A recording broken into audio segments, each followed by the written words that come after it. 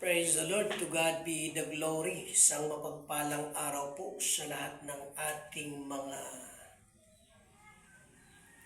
kaibigan at mga viewers. Muling pagbabalik po dito sa aking YouTube channel at sa panibagong content, mga kaibigan, ay akin pong hinihiling ang inyong subscribe, like, share, and comment. To God be the glory. Sa aklat po ng Colossus chapter 1 verse 15 ay maliwanag ang sinasabi ng salita ng Diyos.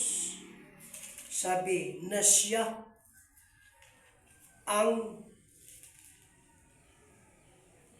panganay sa lahat ng mga nilalang. Ang paksa po na rin bubulayin sa inyo,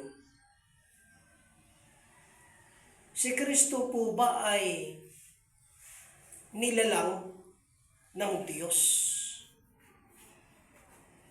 Ito ang ating bibigyan ng linaw sa ating mga viewers at lalo na sa mga naniniwala na si Kristo raw ay nilalang. Ating pong babasahin sa Colossus chapter 1 verse 15. Si Kristo ang larawan ng Diyos na di nakikita. Siya ang panganay na anak at pangunahin sa lahat ng mga nilikha. To God be the glory. Si Kristo po, mga kaibigan, ay hindi po siya nilikha ng Diyos. Sabi nung talata, siya ang panganay. Si Kristo ang larawan ng Diyos na di nakikita. Siya ang panganay na anak. Ibig sabihin si Kristo, hindi siya nilikha. Sabi siya ang panganay na anak. Pag sinabing panganay, una sa lahat ng mga bagay. Sa English po yan, firstborn. Praise the Lord.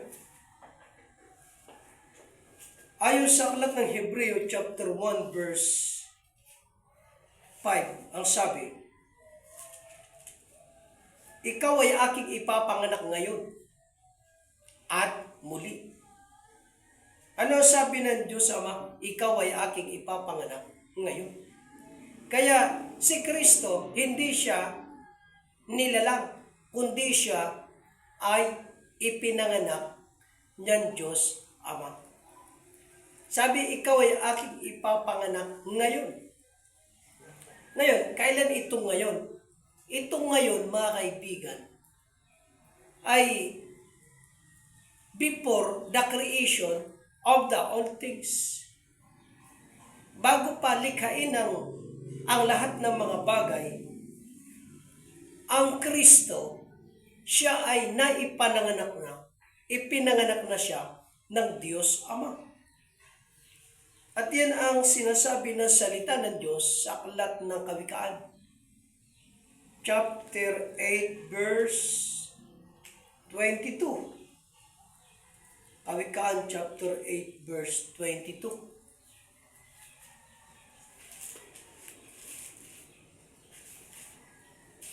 Kaya mali ang pakahulugan at pagkaunawa na si Kristo ay walang pre-existence. Ang ibig sabihin ng pre-existence, hindi umiral. Sa Old Testament, hindi pa siya umiiral. No excess. Ang pag-iral lang daw ni Kristo and the New Testament nang siya ay magkatawang tao. Praise the Lord. Kaya si Kristo, hindi siya nilikha, kundi siya ay ipinanganak ng Ama. Kaya sabi, ikaw ay aking ipapanganak ngayon at muli. Bago pa siya magkatawang tao, bago pa siya subuin bilang Jesus, siya ang Kristo, siya ang anak ng Diyos. Kaya nga sabi sa aklat ng Galatia, chapter 4, verse 4, nang dumating ang kapanahunan, ay sinugo ng Diyos ang kanyang anak at ipinanganak ng isang babae. Bago pa siya ipinanganak ng isang babae, ng isang dalaga, siya ay anak na ng Diyos. Kaya nga isinugo eh. Pwede mo bang utusan yung wala pa? Kaya sa inutusan, dahil naroon na siya, siya ay kasama ng Ama. John chapter 1 verse 1, ang sabi, and the beginning was the Word, and the Word was God, and the Word was with God. Nang pasimula siya ang berbo, at ang berbo ay sumasa Diyos, at ang berbo ay Diyos. Nang pasimula siya ang berbo.